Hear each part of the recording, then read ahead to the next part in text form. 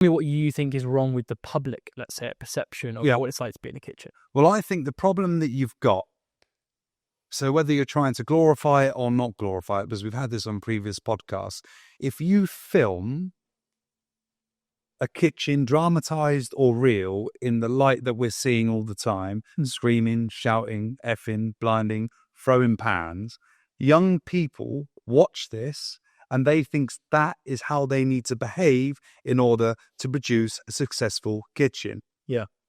And it's absolutely not correct. You can run a successful kitchen and behave like that, but it's not sustainable. Or, you know, name me one show where it shows you just normal working conditions, no screaming, no shouting, no effing, no blinding. Name one.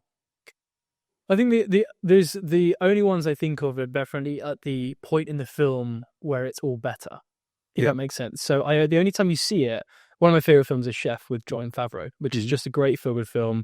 It's kind of stupid and crazy. I just enjoy the film. It's not even that much cutting in it. It's more of a narrative. And things like The Bear, things like Burn with Bradley Cooper, all these films that have kind of got their sort of stripes, if you will. The one with Ralph Fiennes I never watched because I just didn't think it would be any, that one where he's like, it's like a horror film basically. Think of that much time, everyone else. But it's always what you're explaining is what your normal is always at the end of the film when they've got it right, if that makes sense. Yes. But they seem to portray that all this negativity has to happen in order to get to that point. That's kind of the way I see it. People watch that and they think that's what you need to do. But there's a perception of you'll get there in the end. You'll become a happy, smart. But you shouldn't have to go through the trauma to get there. Yeah. That's right. But you did. I did, but my chefs won't.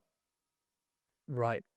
And how do you maintain that? I mean, now we'll get on to now, but how, for someone in your position or others, is it about stamping out the bad apple straight away? Is it about not allowing that even to happen in kitchen? Because I imagine there's a part that must come through naturally, right?